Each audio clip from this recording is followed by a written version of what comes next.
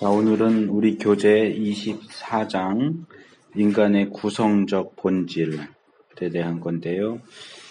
아마도 첫 시간에는 성경적 고찰들, 기본적인 견해들, 3분설, 2분설, 이론론, 근데 보통 단일론이라고도 하고요.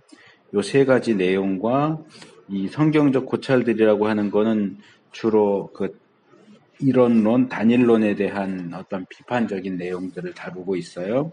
그래서 거기까지 첫 시간에 살펴보고, 그 다음에 이제 전반적인 내용들을 다루는 나머지 내용을 살펴보도록 하겠습니다. 인간이 어디에서 왔고 어떻게 존재하게 되었느냐 하는 문제와 관련해서 우리가 지난주에 인간이 하나님의 형상으로 지음받은 존재다 하는 내용, 형상과 모양 이런 것들을 어떻게 이해해야 될까 하는 부분을 다뤘고요. 오늘은 인간이 어떻게 구성되어 있는가, 인간은 무엇으로 되어 있는가 하는 부분들을 다루려고 합니다.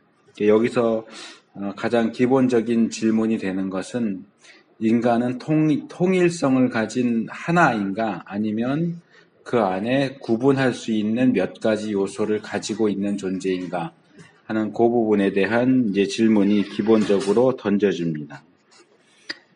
이게 왜 중요한가 하면 인간을 통일성을 가진 단일한 존재로 보느냐 아니면 구분할 수 있는 몇몇 요소들을 가지고 있는 존재로 보느냐에 따라서 인간을 대하고 다루는 태도가 달라지기 때문에 그렇습니다. 여기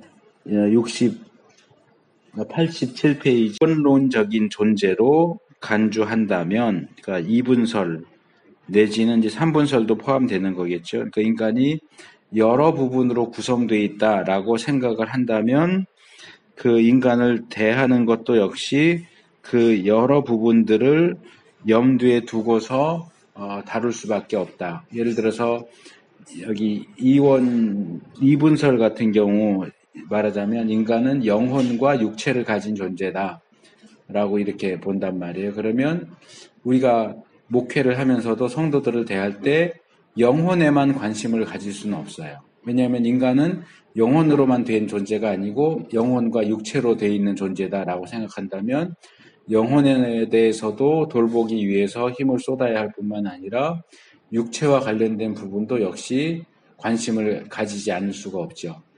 그러니까 신앙에 침체가 왔다.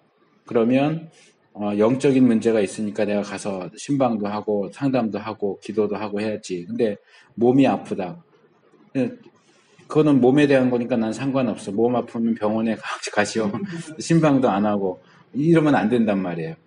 영혼과 육체를 다 가지고 있는 존재라고 할 때는 영혼의 문제도 다루어 줄 수 있어야 하고 육체의 문제도 함께, 물론 목사가 의사는 아니지만 그 부분에 대해서도 역시 관심을 가져야 되죠. 이제 그러다 보니까 이제 우리가 지난번에 인간을 바라보는 여러 가지 견해들을 살펴봤지만 어느 쪽에 무게를 두고 보느냐에 따라서 목회 사역도 방향이 많이 달라집니다. 우리 정통적인 보수적인 기독교는 기본적으로 3분설을 따릅니다. 2분설을 따릅니다. 2분설을 따르기도 하지만 그러나 또 교단에 따라서는 어느 쪽에 강조점을 두느냐에 있어서 차이가 나요. 그러니까 예를 들어서 우리 예수교 장로의 합동 측은 인간이 영과 육으로 되어 있다는 것을 인정하면서도 영 쪽에 더 무게를 둡니다. 그러니까 우리가 믿지 않는 사람들을 대할 때 어떻게 해야 되느냐라고 할 때는 복음을 전해야 된다. 복음을 전해서 그 영이 구원받게 해야 된다. 이쪽에 초점을 맞추는 거예요. 이제 지금은 좀 덜한데 제가 한 고등학교, 대학교 다닐 때만 해도 그게 이제 80년대 중반 후반인데 한국 교회가 둘로 나눠져서 많이 싸웠어요. 그러니까 불신자들을 어떻게 대해야 할까라고 할 때 우리 보수적인 교단에서는 복음 전도, 영혼 구원 이걸 강조했고 조금 진보적인 그때는 통합도 그랬고 한신이나 이쪽은 더 그랬고 지금 이 구원이라고 하는 것은 이제 해방신학이나 민중신학적인 그런 견해의 근거에서 바라볼 때 단순히 영혼만 구원받는다고 해서 구원인 것이 아니고 우리의 육체에 대한 부분도 무시할 수 없다. 당장 사람이 배가 고파서 죽게 생겼는데 예수 믿어 이것만 해갖고 되겠느냐. 빵을 줘야지. 배고픈 사람한테 빵을 줘야지. 빵은 안 주면서 너 예수 믿을래 안 믿을래 이것만 해갖고 되겠느냐. 이게 이제 진보적인 입장의 구원관이에요. 그러다 보니까 이 사회 구조 자체가 잘못돼서 아무리 열심히 일해도 수입을 얻을 수가 없고 가난할 수밖에 없고 굶주릴 수밖에 없는 그런 사람들을 그런 구조, 악한 구조로부터 해방시키는 게 구원이다. 그래서 교회가 사회 선교를 해야 된다. 개인 영혼 구원이 아니고 사회를 대상으로 사역을 해서 이 악한 구조를 바꾸는 그런 일을 해야 된다. 그래서 이제 간단하게 말하면 보수적인 영혼 구원을 주로 중요하게 보는 보수 교단에서는 복음을 주장을 했고 사회 구원을 주장하는 진보적인 교단에서는 빵을 얘기를 했어요. 그래서 많이 싸웠어요. 복음이 먼저냐, 빵이 먼저냐, 복음을 줘야 되냐, 빵을 줘야 되느냐.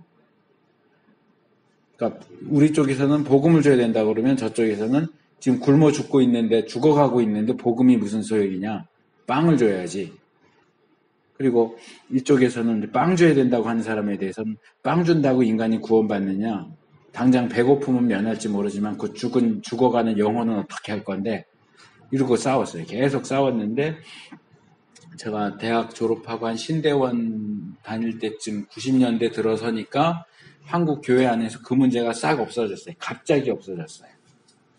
그래서 그거 갖고 많이 싸웠는데 이제 극동방송이나 이런 데서 이제 딱 요약해서 말하죠. 빵과 복음. 빵도 주고 복음도 주자. 그러니까 그전에는 빵을 줄 것이냐 복음을 줄 것이냐로 싸웠는데 이제 빵도 주고 복음도 주자. 그러면서 이제 그 부분 때문에 그렇게 격렬하게 싸우는 일은 별로 없어졌어요.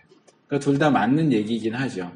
근데 이 부분도 우리가 인간을 어떤 존재로 볼 것이냐. 그러니까 좀 진보적인 입장에서는 유물론적인 사관, 마르크스주의 이쪽에 영향을 받아서 이 물질이라든가 경제적인 거 이런 걸 굉장히 중요시한단 말이에요. 그러니까 인간을 경제적인 동물로 본다고 할 때 제가 동물이라는 표현을 인간이 쓰는 건 틀렸다라고 하긴 했지만 일반적으로 쓰는 표현이니까 인간을 경제적인 존재라고 볼 때 경제 문제가 해결되지 않은 채 영혼 구원만 얘기하는 것은 별 소용이 없다는 거죠. 진보적인 입장에서 말할 때는. 그러나 인간을 영적인 존재로 우선적으로 보는 입장에서는 배고픈 거 면해봐야 그걸로 끝이다. 밥 한 끼 사주면 그 한 끼는 배부를지 모르지만 밥 영원히 사줄 거야? 그리고 밥 그렇게 계속 사준다고 해서 그 사람이 구원 받겠냐? 영혼 구원이 먼저지 육신의 배고픔을 면하는 것도 물론 무시할 수는 없지만 영혼 구원이 더 중요해. 그러다 보니까 어느 쪽에 강조점을 두느냐. 그러니까 같은 이원론이라고 해도 이게 달라요. 입장이. 어느 쪽에 무게를 두느냐. 그리고 이제 단일론처럼 인간은 그냥 영과 육을 구분하는 필요가 없고 그냥 인간 전체 하나로 봐야 된다라고 할 때도 역시 거기에 따라서 사람들을 대하고 목회하는 방식이 달라질 수밖에 없죠. 그러니까 이제 이런 부분들을 우리가 잘 이해를 해야 우리 자신을 이해하는 것뿐만 아니라 성도들을 대하고 불신자들을 대할 때 어떻게 접근해 갈 것인가, 그들의 필요를 어떻게 채워줄 것인가, 당장 그 본인들이 어떤 필요를 가지고 있는지, 그리고 본인들이 느끼지 못해도 뭐가 필요한지. 제가 대학 때 읽었던 청소년 교육론이라고 하는 아마 독일 쪽 학자가 쓴 것 같은데 거기 보면 그런 이야기가 있어요. 청소년 교육을 할 때 어떻게 해야 할까? 기존의 입장은 지금 청소년 때는 이거가 필요하니까 이거 가르치자. 일방적으로 가르치는 입장에서 너희들한테는 이게 필요해. 해서 필요하다고 판단되는 내용을 가르치는 입장이었는데 이제 새로 이 대두되는 입장은 뭐냐 하면 아이들이 필요하다는 걸 가르쳐야 되지 않겠냐. 어른들은 이게 너희들한테 필요해 하는데 아이들 입장에서는 전혀 필요 없는 거. 그러니까 우리나라 같은 경우 수학이 쓸데없이 어려워요. 쓸데없이 고등수학을 가르쳐요. 중학교, 고등학교 때 그렇게 높은 수준의 수학을 배워봐야 졸업하고 써먹을 데가 아무 데가 없어요. 수학을 전공하거나 이공계로 간다면 또 몰라도 일반적인 삶과는 아무 상관없는 고등수학을 가르친단 말이에요. 그러니까 이 교육하는 입장에 있는 사람들은 이게 필요해. 논리적인 거나 이런 걸 위해서 필요하고 가르치는데 배우는 입장에서는 이걸 도대체 배워서 어디다 써먹나. 자기가 그쪽을 전공할 게 아니라면. 그러니까 이런 입장이 나오니까 이 교회 청소년 교육 쪽에서 어떤 얘기가 나오냐면 그럼 청소년들이 뭘 원하는지를 듣고 원하는 걸 채워줘야 되지 않겠냐. 우리가 주고 싶은 걸 줄 게 아니고 받고 싶어 하는 걸 줘야 되지 않겠냐. 이런 입장이 나온단 말이에요. 근데 이제 그 루드비히라고 하는 분이 그 청소년 교육론이라는 책을 썼는데 그분이 거기서 뭐라고 얘기하냐면 그건 잘못된 거다. 자, 예를 들어서 우리 인원이 별로 안 되지만 자, 여기가 중학교 클래스라고 생각을 해요. 학생이 30명 있어요. 선생님이 들어와서 자, 오늘 뭐 예를 들어서 국어 시간인데 내가 어떻게 일방적으로 너희들한테 국어를 하자고 그러겠냐. 너희들 뭐 하고 싶어? 너희들 하고 싶은 거 할게. 그럼 아이들이 뭐 하자고 그럴까요? 놀아요 그러겠죠. 당연히. 그럼 아이들이 놀기를 원한다고 해서 그럼 매 시간 들어오는 선생님마다 니들 뭐 하고 싶어? 놀아요. 그럼 놀아요? 하루 종일 놀아요? 그래갖고 교육이 될까요? 가르치는 입장에서는 또 가르쳐야 하는 부분들이 필수적인 부분들이 있는 거고 그걸 무조건 그 받아들이는 입장에서 원한다고 해서 그것을 무조건 원하는 대로 해줄 수는 없다는 거죠. 필요한 것들이 분명히 있는데 그 나이대의 아이들이 자기들이 뭐가 필요한지 알겠냐는 거죠. 제가 몇 주 전에 페이스북에서 어느 분이 쓴 글을 봤는데 그 아는 분 아들이 해병대를 갔대요. 그렇게 말려도 해병대를 난 그래도 가겠다고 그러고 갔대요. 근데 첫 휴가를 나오더니 막 아버지한테 뭐라 그러더래요. 내가 이 해병대 이렇게 힘든 줄 알았으면 내가 안 갔을 텐데 내가 간다고 그래도 말렸어야지. 아버지는 나 간다고 그냥 놔뒀냐고. 그럼 말리면 무슨 소용이 있냐. 너가 그렇게 가겠다고 그러는 걸 어떻게 말리냐 그랬더니 그래도 내가 뭘 안다고 그거를 놔뒀냐고. 그랬다고 하는 얘기지. 아마 실제로 있었던 얘기를 써놓은 것 같은데 그거예요. 아이들이 뭘 알겠어요. 자기들이 지금 뭘 원하는지는 알아요. 뭐 하고 싶은지는 아는데 뭐가 필요한지는 몰라요. 그러니까 그걸 무조건 아이들 위주로 한다고 해서 애들 원하는 거 해줍시다. 그래갖고 아이들한테 유익이 되느냐? 그렇지 않아요. 신앙교육이나 목회 입장에서도 마찬가지예요.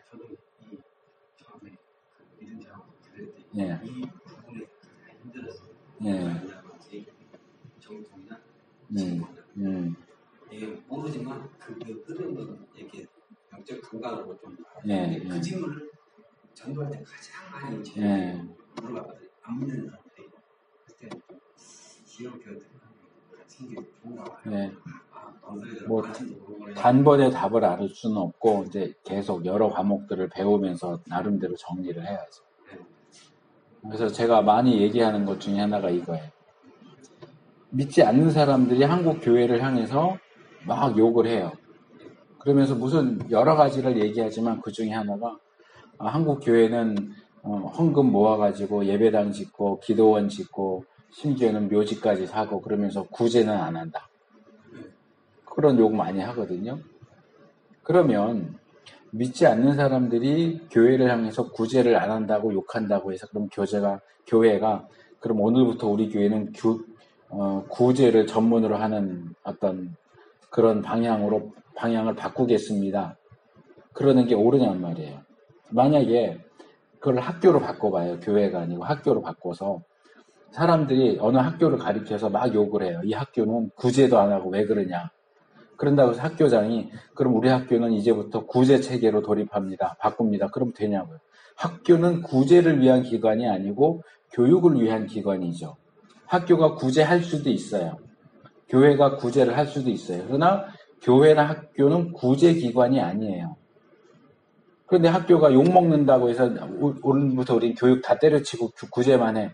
그건 말이 안 되는 거예요. 그 믿지 않는 사람들이 교회가 뭔지 어떻게 알겠어요? 교회가 뭔지도 모르는 사람들이 왜 교회가 구제도 안 하고 이렇게 욕한다고 해서 교회가 그럼 우리 구제해야지, 구제를 전문으로 해야지 이럴 필요가 있냐는 거죠. 교회가 뭔지를 아는 사람들이 말씀을 통해서 교회가 뭘 해야 하는지, 교회가 뭐에 중점을 둬야 하는지 그것을 알고 거기에 초점을 맞춰야 하지, 교회가 뭔지도 모르는 사람들이 구제해야 돼 그런다고 해서 그럼 구제합시다 이렇게 가는 게 옳으냔 말이에요. 그게 아니에요. 그러니까 목회도 마찬가지예요. 불신자들이 뭘 원하느냐. 유초등부나 이런 주일학교 교육도 그쪽으로 요즘 많이 가기 때문에 참 염려스러운데, 아이들이고 청년들이고 장년들이고 원하는 것 중에 하나가 뭐냐면 재미예요. 그래서 저는 이제 전도사 시절을 중고등부 전도사부터 시작을 했기 때문에 이제 어쩌다가 작년부 설교하면 막 그런 부분을 지적하는 설교를 많이 했는데, 부모들이 교회 중직자인데도 아이들이 수련회 갔다 오면 무슨 질문을 제일 먼저 하냐 하면 재미있었니? 그래. 수련회 재미있으려고 가는 거 아니거든요. 신앙교육을 위해서 가는 거거든요. 은혜 받았니? 라고 물어봐야 되는데 부모들이 재미있었냐고 물어봐요. 그러니까 아이들이 수련회를 가도 재미있기를 기대하는 거예요. 거기서 내가 어떻게 말씀을 배우고 어떻게 하나님을 인격적으로 만나고 이게 아니고, 수련회 가서도 어떻게 재미있을까, 어떻게 좀 맛있는 거 먹을까. 수련회 끝나고 뭐 설문조사 그런 거 하면은 반찬이 안 좋아요, 반찬 좋은 거 해주세요, 이런 거. 부모가 아이가 학교 갔다 왔는데 재미있었니? 그렇게 묻나요? 공부 열심히 했니? 그러잖아요. 왜요? 학교 가는 목적은 공부하는 거니까. 그 목적을 제대로 했느냐고 물어보는데, 교회 갔다 온 아이에게는 말씀 잘 배웠니? 이렇게 안 물어보고 재미있었니? 그래요. 그러니까 이게 본질을 놓치면 그래요. 그래서 불신자들이 교회에 원하는 게 뭘까? 이것에 너무 초점을 맞추다 보면 교회가 거기에 끌려다녀요. 교회가 더 이상 교회가 아니게 돼버려요. 예. 그러니까 이제 미국에 뭐 열린 예배 이런 거 하면은 주일날 뭘 하냐 하면, 우리나라에는 열린 예배를 들여오면서도 아직 거기까지는 안 들여왔는데 미국은 벌써 오래됐어요. 주일날 광고를 해요. 유명한 프로 레슬러 누구를 불러서 우리 교회 부교역자들과 레슬링을 시킵니다. 구경 오세요. 주일날 예배 전에. 왜? 사람들 끌어들이려고. 재미거리를 주는 거예요. 네. 그러니까 사람만 많이 끌어모으면 된다는 생각을 가지고 있으니까 이게 교회가 할 일인지 아닌지를 놓치는 거예요. 이게 다 기본적으로 인간에 대한 이해, 그리고 이제 우리가 나중에 교회론도 배워야 되겠지만 교회에 대한 이해가 제대로 안 돼 있으니까 그래요. 내가 누군지, 이 우리가 모여있는 이 교회라는 집단이 뭐 하는 곳인지를 놓치면, 그걸 놓치고 일단 무조건 키워야 돼. 무조건 사람 많이 불러 모아야 돼. 건물 크게 지어야 돼. 이것만 하면 모든 것이 거기에 맞춰져요. 사람을 끌어모으는 데만 맞춰져요. 그러면 우리가 사용하고자 하는 이 방법이 성경적인지 아닌지를 놓치는 거예요. 사람들이 많이 안 와도 교회는 성경적인 교회의 모습을 가지고 서 있어야 되는데, 성경적인 가르침을 하면 누가 좋아해요? 불신자들이 성경적인 가르침 좋아할까요? 사람들이 많이 안 모여요. 교인들도 별로 안 좋아해요. 성경대로 하면. 그러니까 성경대로 할 것인가, 성경을 버리고 사람들을 원하는 걸 채워줄 것이냐. 그런 책들도 되게 많이 나와 있어요. 손님은 왕이다. 그러니까 교회에서도 교인은 왕이다. 교인이 원하는 걸 해주는 교회. 교인들의 필요를 채워주는 교회. 그렇게 가야 된다. 물론 교회가 교인들의 필요를 채워줘야죠. 그런데 정말 그들에게 필요한 영적인 필요를 채워주는 곳이어야지, 교회가 맨날 뭐 밥 주고, 뭐 어느 목사님은 교회 목표가 그거래. 자기 교회 교인 가운데 월세 사는 사람이 없게 만드는 거. 그게 교회예요? 우리 교회는 월세 사는 교인이 아무도 없다. 그거 자랑해. 물론 그렇게 할 수 있으면 그것도 좋긴 하겠지만 그게 교회의 목표는 아니에요. 그게 교회의 자랑거리가 돼서는 안 돼요.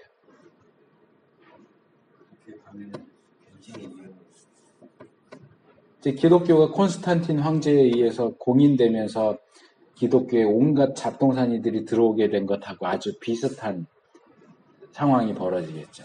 예수 믿지 않으면서도 그 교회 출석하면 월세에서 전세로 옮겨준다더라고. 이래갖고 오겠죠. 그래서 이 부분은 굉장히 중요합니다.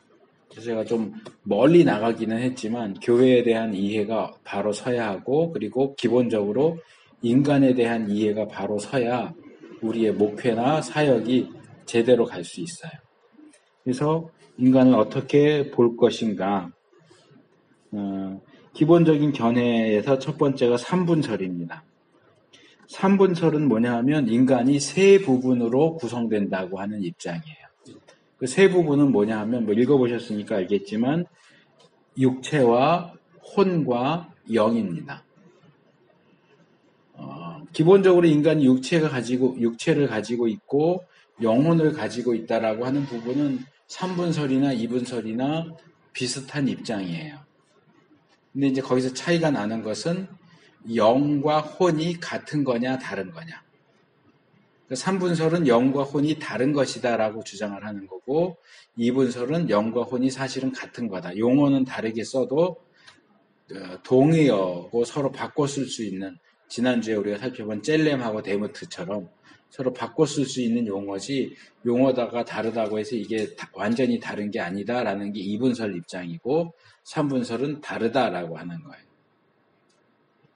근데 여기 있는 것처럼 이 삼분설은 굉장히 역사가 오래됐습니다. 그리고 특별히 고대 그리스 철학의 영향을 꽤 많이 받고 있는 주장이에요. 그래도 뭔가가 이렇게 주장이 되고 받아들여진다는 얘기는 그게 완전히 터무니없는 건 아니다 하는 걸 보여줍니다. 그러다 보니까 어떤 우리의 경험이나 우리의 생각과 일치하는 부분들도 있고 그래서 현재 기독교 안에도 이 삼분설을 주장하는 사람들이 꽤 있어요.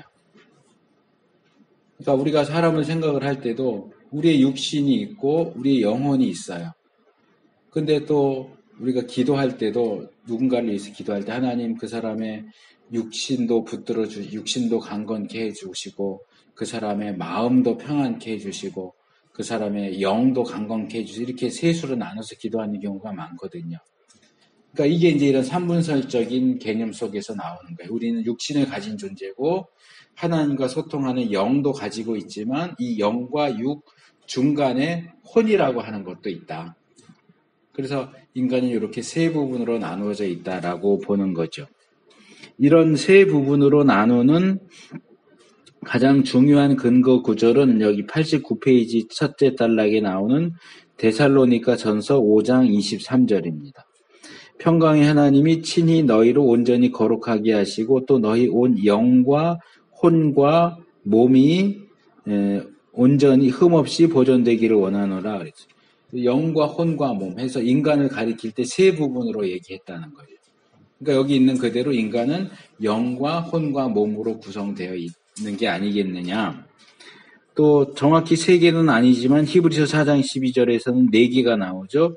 역시 혼과 영과 관절과 골수 이렇게 나옵니다. 관절과 골수는 육체의 부분이니까 관절과 골수는 묶어서 몸 이렇게 보는 거고 여기서도 그래서 영과 혼과 영과 몸 이렇게 셋으로 나눠진다는 거죠. 그리고 그 외에 뭐 고린도전서 2장이나 15장 같은 경우에도 뭐 육에 속한 영적인 뭐 혼적인 이렇게 셋으로 나눕니다. 그러니까 성도들을 나눌 때 너희들은 예수 믿는다고 하지만 아직도 육에 속해 있다. 여기 사르키코스라고 하는 사르카코스라고 되어 있네요. 여기 사르카코스 그 다음에 영적이지 않다는 건 문자적으로 혼적이다 그런 거거든요.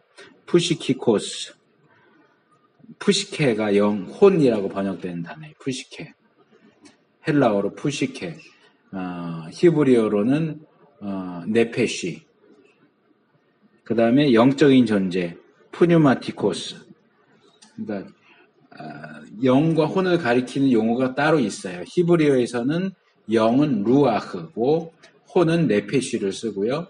헬라어로는 영은 푸뉴마를 쓰고 혼은 푸시케를 써요. 그래서 이제 어떤 분은 그렇게 주장하기도 해요. 성경에 루아흐나 푸뉴마가 나오는 건 다 성령이다. 그리고 네페시나 푸시케가 나오는 건 다 인간의 영혼이다. 근데 아니에요. 그거 잘못된 주장이에요. 그러니까 여기서도 이제 3분법, 2분법이 나오는 건데, 실제로 구약 성경과 신약 성경을 원문으로 살펴보면 영이라고 번역됐는데 네페시나 푸시케로 되어 있는 경우도 있고요. 혼이라고 번역되어 있는데 루아흐나 푸뉴마로 되어 있는 경우도 있어요. 그리고 신약 성경 같은 경우 푸뉴마 같은 경우에는 성령님도 그냥 푸뉴마, 하기오스 푸뉴마 그러면은 성령, 거룩한 영에서 성령을 가리키는 게 확실하지만 성령님을 가리킬 때도 그냥 푸뉴마 할 때가 있고 인간의 영을 가리킬 때도 그냥 푸뉴마 이렇게 나와요. 그래서 문맥을 보면서 이게 성령인지 인간의 영인지를 이제 분별하는 것이 필요하는데 해석하는 데 있어서 근데 일률적으로 푸뉴마는 다 성령이고 푸시케는 인간의 영이다 이렇게 얘기하는 건 아주 잘못된 주장이에요. 그러니까 실제로 성경이 사용하고 있는 그 용례를 보면 이 두 개의 용어 루아흐와 네페시, 푸뉴마와 푸시케는 서로 바꿔서 쓸 수 있는 동의어라고 하는 걸 볼 수 있습니다. 그러니까 이제 그런 것만 봐도 삼분설이 상당히 무리가 있는 주장이다. 영과 혼을 용어가 다르다고 해서 이게 별개의 어떤 구성 요소다라고 주장하는 것은 좀 지나치다라고 하는 거죠. 용어는 다르게 사용되지만 사실은 같은 걸 가리킨다라고 하는 게 이분설의 주장입니다. 이 삼분설은 초대교회 당시에 알렉산드리아 학파에 의해서 제가 첫 시간에 알렉산드리아 학파, 안디옥 학파 하면서 알레고리적인 해석법에 대한 얘기를 잠깐 했는데 이 알렉산드리아 학파는 그리스 철학의 영향을 많이 받은 학파예요. 그 도시 자체가 그런 영향권 아래에 있다 보니까 그리스 철학과 밀접한 관계를 가지고 있고 그러다 보니까 이 인간의 구성에 대해서도 여기 있는 것처럼 알렉산드리아의 클레멘트나 오리겐 이런 사람들이 이 삼분설을 주장을 했고요. 여기 잘못 나왔는데요. 89페이지 제일 밑에 단락에 보시면 둘째 줄 끝에 그리고 그레고리의 니사에게서 발견된다 이렇게 되어 있는데 이거 번역자가 잘못했는지 출판사에서 잘못했는지 모르겠는데 니사의 그레고리에 거꾸로 해놨어요. 이게 뭐냐 하면 그 교회사에서 사람들 이름을 배울 때 여기 앞에 알렉산드리아의 클레멘트도 마찬가지인데 어디의 누구라고 할 때 그 앞에 나오는 어디는 도시입니다. 보통 지명이에요. 그러니까 알렉산드리아의 클레멘트는 알렉산드리아 출신의 클레멘트예요. 클레멘트라는 이름이 여럿 있거든요. 토독교회. 그럼 로마의 클레멘트도 있어요. 로마 출신의 클레멘트 또는 로마에 있는 클레멘트. 그래서 이름이 똑같으니까 지명으로 구분을 하거든요. 여기 니사의 그레고리도 마찬가지. 니사는 도시 이름이고요. 그레고리는 이름이에요. 니사의 그레고리를 그레고리의 니사라고 지금 거꾸로 잘못 얘기했어요. 이거 번역이 틀렸어요. 그리고 이제 또 대표적인 경우 토마스 아퀴나스 있죠. 토마스 아퀴나스. 이건 굉장히 많이 나오는 오류인데요. 토마스 아퀴나스도 같은 방식이에요. 토마스는 이름이고요. 아퀴나스는 도시 이름이에요. 아퀴노라는 도시예요. 그러니까 말하자면 아퀴노의 토마스라는 거죠. 근데 이걸 모르는 사람들이 심지어는 교수들, 박사들도 토마스 아퀴나스를 부를 때 아퀴나스라고 불러요. 그거 잘못하는 거예요. 토마스라고 불러야 돼요. 예를 들어서 제가 지금 김포에 살고 있으니까 김포에 사는 김 교수 이랬단 말이에요. 그럼 제가 뭘 했다라고 얘기할 때 김 교수가 뭐라고 했다 이렇게 말해야지 김포가 뭐라고 그랬다 그럼 말이 안 되잖아요. 그거랑 똑같은 거예요. 토마스 아퀴나스는 아퀴노의 토마스라는 뜻인데 토마스가 이렇게 말했다 이렇게 해야 되는 걸 아퀴나스가 이렇게 말했다 이렇게 한다. 굉장히 무식한 얘기예요. 근데 그 무식이 굉장히 널리 퍼져 있어요. 교수고 박사고 아퀴나스 이렇게 말하는 사람들 굉장히 많아요. 토마스 아퀴나스가 대체가 한 느낌인 줄 알았어요. 아, 예. 보통 그렇게 생각하니까 아퀴나스라고 부르는 거예요. 근데 아니에요. 그 아퀴나스는 아퀴노라고 하는 지명이에요. 그 아퀴노의 토마스예요. 그러니까 그 사람 이름을 부를 때는 토마스라고 해요. 그러니까 토마스의 사상할 때 토미즘 이렇게 부르지 아퀴나즘 이렇게 안 해요. 토미즘이에요. 토마스의 사상이에요. 아퀴나스의 사상이 아니고. 오캄의 윌리엄 이럴 때도 오캄도 지명이고요. 그러니까 그런 부분들을 좀 자세히 보시는 게 필요해요. 뭐 어떻게 보면 사소한 건데 그런 부분에서 많이 놓칩니다. 여기 번역이 잘못된 거 말씀드리고요. 근데 이제 이 3분설이 아폴리나리우스라고 하는 사람이 기독론, 잘못된 기독론을 주장하게 되면서 그래서 종교회의에서 이 아폴리나리우스라는 사람이 이단으로 정죄되면서 그가 사용했던 3분설 역시 이단적이다 이렇게 알려지게 됐어요. 그러다가 이제 19세기 들어오면서 영국과 독일 신학자들에 의해서 다시금 3분설이 이제 주장되기 시작했어요. 지금도 뭐 예를 들어서 대표적인 사람이 워치만니 같은 경우 3분설 주장을 해요. 그래서 그 사람 유명한 책이 제가 대학교 때 읽었는데 자아가 깨질 때인가 자아가 죽을 때인가 뭐 이런 책이 있어요. 그러니까 3분설에 우리 육체가 있고 이 혼에 대한 부분을 자아로 보는 거예요. 그러니까 우리 자아가 깨져야 그 안에 있는 영이 나온다는 거예요. 영이 활동을 하게 하기 위해서는 혼이 깨져야 된다. 그러니까 3분설에 근거해서 그런 이제 주장을 하는데 현재 입장에서는 3분설은 이단이라고까지 말하는 사람도 있고 이단이라고까지 말할 거는 없다 이렇게 하는 입장도 있긴 한데 어쨌든 보수 정통의 입장에서는 3분설은 대부분 인정을 하지 않습니다. 가장 근원적인 부분이 영과 혼은 같은 것이다 라고 보기 때문에 그렇습니다. 아까 말한 그 히브리서 4장 12절 같은 경우도 그렇게 하나하나 나왔다고 해서 3개가 나왔다고 해서 3분설 그러면 히브리서 4장 12절에 의하면 4분설을 얘기해야 된다 이런 이제 반박도 나오죠. 혼과 영과 관절, 골수. 우리 육체가 관절과 골수로 그렇게 둘로 되어 있나요? 훨씬 더 많잖아요. 어떤 대표적인 이제 표현인데 그거를 다 일일이 몇 개가 나왔으니까 3개가 나왔으니까 3분설 이런 식으로 주장하는 건 좀 너무 지나친 거다. 성경에 나오는 용례도 좀 보고 그래야지 하는 게 이제 2분설에서 반박하는 거고요. 2분설은 현재 기독교 안에서 가장 많이 받아들여지는 견해입니다. 인간이 육체와 영혼, 영과 혼을 묶어서 그냥 영혼 이렇게 부르죠. 영혼으로 구성되어 있다라고 하는 거고요. 이 2분설의 주장들은 대부분 3분설을 반박하는 그러한 주장들로 나옵니다. 그래서 사람을 가리켜서 말할 때 여기 중간쯤에 누가복음 10장 27절 예수님이 마음, 목숨, 힘, 뜻 이렇게 4개를 했으면 그게 4분설이냐. 여기 이제 목숨이라고 번역된 게 혼이에요, 사실은. 그리고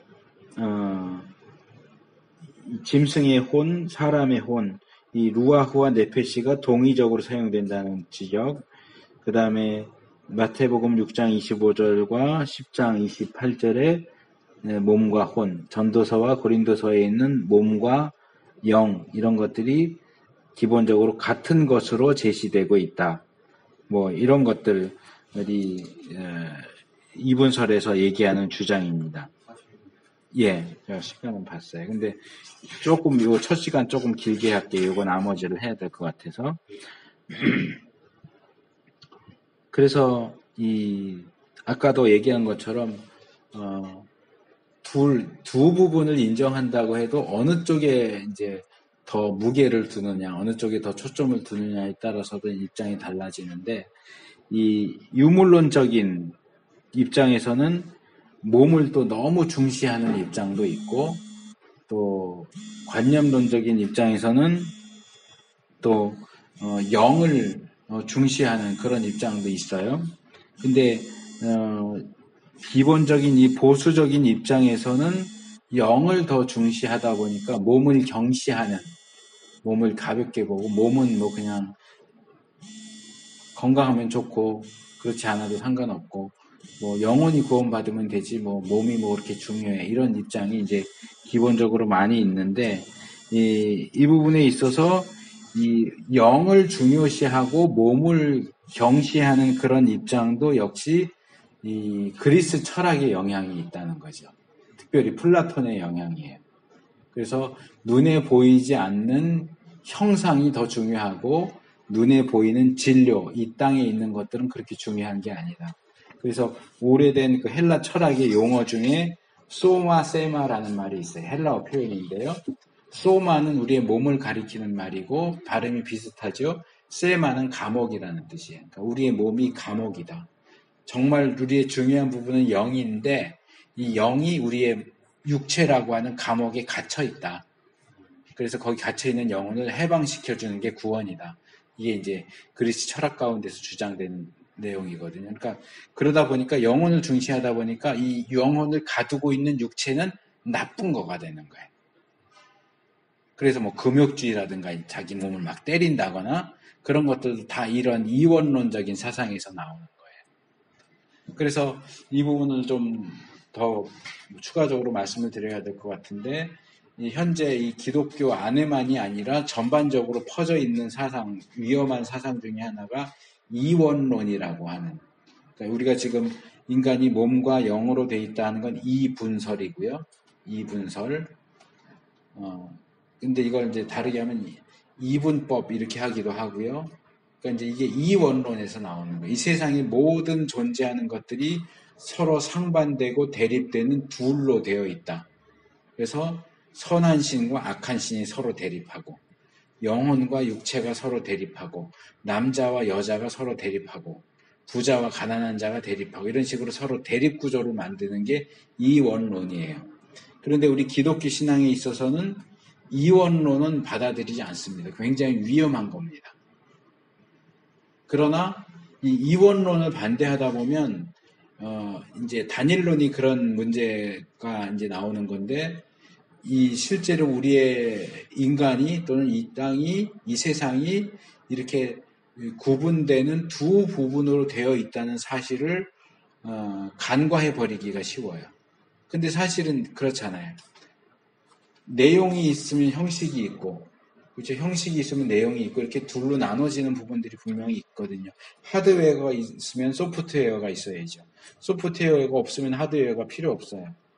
하드웨어가 있어도 소프트웨어가 없으면 기계를 돌릴 수가 없죠. 그렇게 두 부분으로 되어 있는 것은 사실이에요. 그래서 그걸 이원론하고 구분하기 위해서 뭐라고 하냐면 이원성이라고 그래요. 이원론은 듀얼리즘, 모든 것들이 대립되는 두 부분으로 되어 있다라는 게 이원론. 그리고 둘로 그렇게 서로 대립하는 건 아니지만 이 땅에 존재하는 것들이 그렇게 두 부분으로 구분된다라는 입장을 취하는 게 듀얼리티, 이원성. 이 땅에 있는 것들은 이원성을 띈다. 그래서 우리가 이원성은 받아들입니다. 이원성은 받아들이지만 선과 악, 빛과 어둠, 그렇게 이제 둘로 서로 대조되는 두 부분이 존재한다는 건 인정을 하지만 이게 어떤 대등하고 영속적인 원리로서 서로 대립하고 싸운다고 주장하는 이원론은 우리가 인정하지 않습니다. 하나님과 사탄을 얘기할 때도 이원론에서는 하나님과 사탄이 대등한 존재로 계속 싸운다고 봐요. 근데 우리가 볼 때 성경적으로는 선의 대표인 하나님과 악의 대표인 사탄이 있지만 사탄이 하나님과 대등한 존재가 아니에요. 그러니까 이원론을 끌어들여오면 그런 신관에 있어서도 문제가 생겨요. 그래서 이 이분설을 우리가 따른다고 할 때에 주의해야 될 게 이원론으로 넘어가지 않도록 조심해야 된다. 이원론이 아니라 이원성이라고 하는 개념을 분명하게 파악하는 것이 필요하다. 이 이원론은 여기 92페이지 밑에 단락에 보면 이 포로기 동안의 유대교는 조로아스터교의 영향 아래 들어가면서 뭐 이런 얘기 나오거든요. 이 조로아스터교가 한문 표현으로 하면 배화교예요. 불을 숭배하는 종교고요. 이 페르시아의 종교예요. 그래서 이 조로아스터교가 이원론과 관련해서 굉장히 중요한 역할을 합니다. 그래서 거기는 선한 신과 악한 신이 끊임없이 대립하는 구조로 되어 있어요. 이게 이제 유대교가 그 영향을 받으면서 이 이원론적인 사상이 신약 성경 안으로 침투해 들어오는 거예요.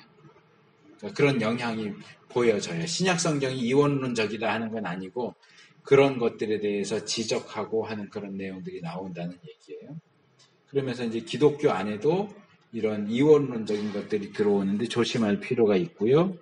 그래서 어쨌든 3분설이든 2분설이든 인간을 이렇게 여러 부분으로 나눌 수 있다라고 하는 게 그 입장인데 거기에 반대해서 나오는 주장이 여기 우리 책에는 이론론이라고 되어 있고 보통은 단일론이라고 그래요.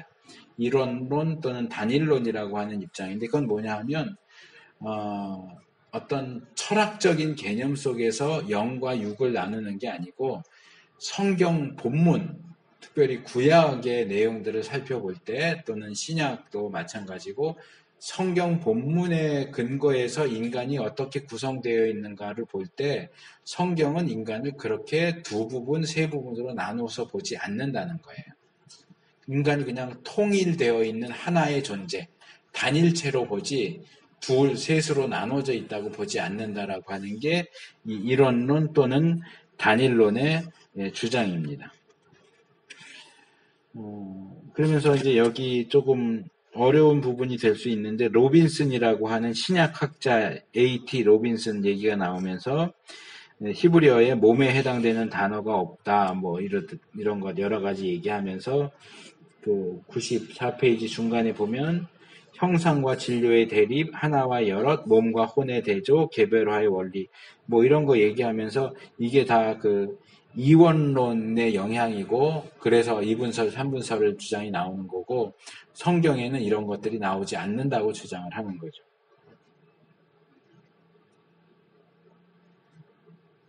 그래서 이제 이게 더 이 그리스 철학에 근거한 2분설이나 3분설보다 훨씬 더 성경적인 주장이다 이렇게 하면서 이 이론론 내지는 단일론이 이제 주장이 되기 시작하는데 어떤 면에서는 이 주장도 우리가 충분히 받아들일 만한 부분이 있어요. 인간이 하나님이 우리를 대하실 때 우리의 영혼을 따로 대하시고 육체를 따로 대하고 그러시지 않잖아요. 그냥 아무개야 하면 그 사람 자신을 얘기하는 거지 너의 영혼 따로 몸 따로 이렇게 하지 않는다는 거죠. 그래서 인간을 하나의 단일한 존재 그러니까 영과 육을 함께 가지고 있는 마치 우리가 영과 혼을 묶어서 영혼 이렇게 부르듯이 영혼과 육체를 함께 묶어서 영육 이렇게 해서 영육을 가진 존재로 단일한 존재로 보자고 하는 것이 이 단일론의 주장입니다. 근데 이제 이 단일론의 주장을 그대로 받아들이기에는 문제가 있다는 거죠. 이 주장을 하는 사람들이 이제까지 나온 2분설이나 3분설보다는 이 단일론이 가장 성경적이야 라고 주장을 하니까 그럼 과연 성경적으로 볼 때 이 이론론이 맞느냐 성경적으로 살펴보자 하는 게 이게 이제 여기 성경적 고찰이라고 되어 있는 그 부분입니다. 여기서 이제 얘기하는 내용들을 좀 보면 이제 이 부분에 대한 논의는 종말론하고 관련이 있어요. 이제 종말론 배우면 아시겠지만 종말론은 크게 두 부분으로 나눠집니다. 하나는 개인 종말론, 또 하나는 일반적인 종말론입니다. 우리가 종말 그러면 세상 끝 이렇게 보통 얘기하잖아요.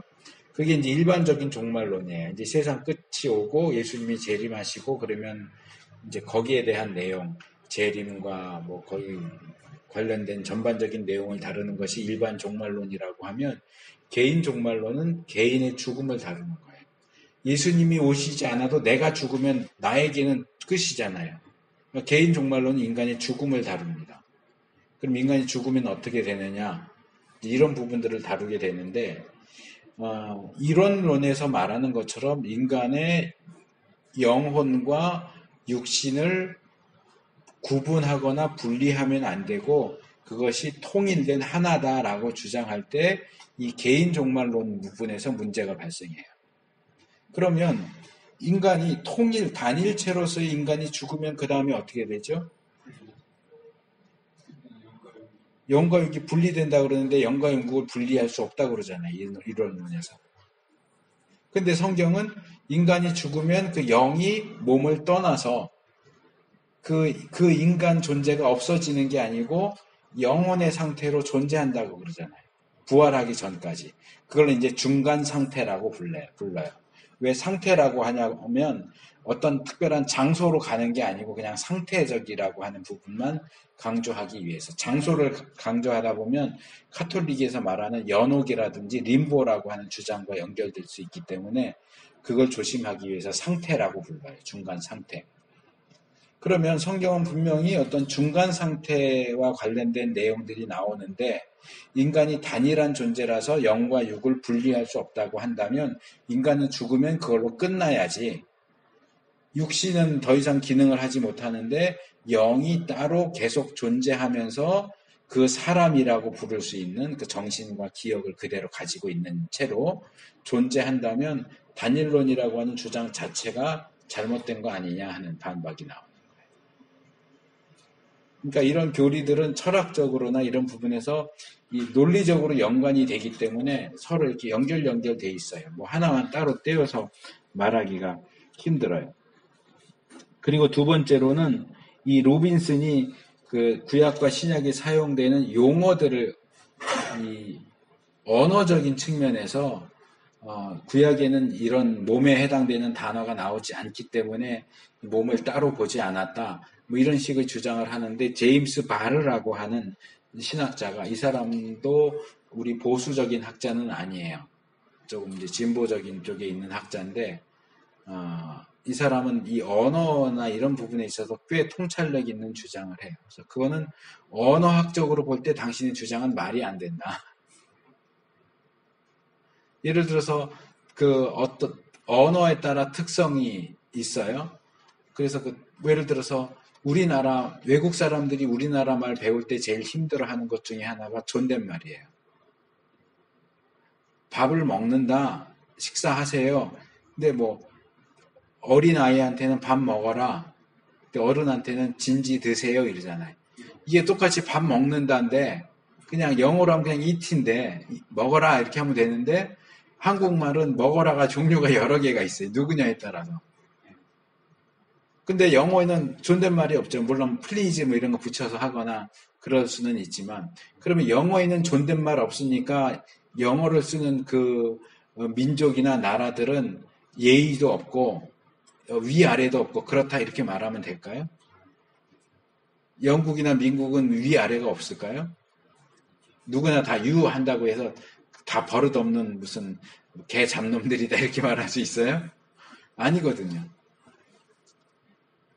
그러니까 어떤 언어적인 특색만 들어서 그것을 특정화시키고 일반화시켜서, 예를 들어서 히브리어에는 몸에 해당되는 단어가 없으니까 히브리적인 개념에서는 몸과 영을 구분한다는 그런 개념이 있을 수 없다, 이렇게 주장하는 건 말이 안 된다는 거예요. 그러니까 어떤 언어에는 특별히 뭐 에스키모나 이런 데 가면 눈을 가리키는 용어가 굉장히 많아요. 아무래도 주위에 눈이 많으니까. 파란색 할 때도 우리나라 굉장히 많거든요. 영어로 그냥 블루 그러죠. 그 다음에 몇 개가 더 붙는데 우리는 뭐 파랗다, 퍼렇다, 푸르딩딩하다, 시퍼렇다 뭐 굉장히 많아요. 그렇다고 해서 꼭 뭐 한국 사람들은 색에 대한 감각이 굉장히 뛰어난 민족이다 이렇게 말할 수 있을까요? 특별히 다른 민족에 비해서 특별히 뭐 파란색에 대해서는 특별한 뭔가 있다 이렇게 말할 수 있을까요? 그건 아니에요. 그래서 이 언어에 대한 얘기가 이제 여기 쭉 나옵니다. 그래서 여기 97페이지 첫째 단 끝에 보면 로빈슨이 들고 있는 고립된 예를 제외하면 그의 절차는 왜곡된 것, 한 걸음 더 나아가서는 웃기는 것으로 간주된다. 넌 참 뭘 모르는 소리를 하고 있구나. 그렇게 단어가 안 나온다고 해서 개념이 없다고 그렇게 말해? 이거는 언어학적으로 볼 때는 완전히 무식한 소리 하고 있네 이거예요. 그 다음에 세 번째로 이 통시적 의미론을 무시했다. 이거는 조금 어려운 표현이긴 한데 이 통시적, 공시적도 이게 설명이 좀 필요한데 해석학이나 이런 데서 사용하는 표현이에요. 통시적이라고 하는 것은 이거는 좀 알아두실 가치가 있는 용어인데요. 시간을 통하는 방식으로 본다는 거예요. 통시적이라는 거. 그러니까 이 단어가 옛날에는 무슨 뜻이었는데 시간을 흘러오면서 어떻게 의미가 발전되었는가. 이게 통시적이고 그거랑 같이 짝을 이루는 게 동시적이에요. 그러니까 이것은 이 단어가 같은 시대인데 이 지역에서는 어떻게 사용됐고 저 지역에서는 어떻게 사용되고 이렇게 같은 시대에 쭉 다른 문헌들에서는 뭐라고 말하고 있는가. 이제 같은 시간대이지만 어떻게 다르게 사용되는가를 보는 거고 통시적은 다른 시간대에 어떻게 사용되는가를 보는 거예요. 그러니까 이 헬라 철학에 근거해서 뭐 몸을 가리키는 소마나 사륵스라는 이 단어가 어떤 특별한 사상을 얘기한다라고 말하지만 실제로 헬라 철학의 사상들을 살펴보면 이런 단어들이 처음부터 그렇게 너가 주장하는 것처럼 구분되는 식으로 사용된 게 아니었다. 예전엔 그냥 같이 사용되던 건데 뒤에 시간이 흐르면서 조금씩 구분된 것뿐인데 너는 그걸 지나치게 너무 강조하는 게 아니냐. 이게 이제 통시적 의미론을 무시했다라고 하는 얘기예요. 예. 그래서 하나만 더 얘기하면 이 로빈슨 같은 경우에 구약학자인 휠러 로빈슨이 주장하는 것을 따라서 구약 히브리 사상과 신약 헬라 사상을 아주 다른 것으로 대조시켜서 말하고 있는데 이것도 역시 잘못된 것이다 라고 이야기를 합니다. 이 98페이지 둘째 단, 둘, 넷, 여섯째 줄 보면 이것에 대해서 이 입장이 증명된 일이 없다라고 말하죠. 그러면서 그 단락 제일 밑에 보면 우리 자신을 고대화하는 위험을 감행한다라고 얘기하죠. 그러니까 우리 자신을 고대화한다는 얘기는 뭐냐 하면 이제 구약 성경에 이런 표현이 사용됐으니까 거기에 근거해서 이래라고 주장하는 건데요. 그 예를 들어서 성경을 예를 들기는 좀 뭐한데 제가 지난주에 번개 치는 거 예를 들었잖아요. 번개 치는 것을 현대 과학에 의해서는 무슨 음전자와 양전자가 충돌해서 번개가 친다 이렇게 얘기하는데 고대 그리스 신화나 이런 데 보면 제우스 신이 사용하는 무기가 번개예요. 그래서 마음에 안 드는 거 딱 해갖고 치거든요. 그러니까 신화적인 고대 사람들의 생각에선 번개는 왜 치냐? 신이 화가 나서 그걸로 공격하는 거야.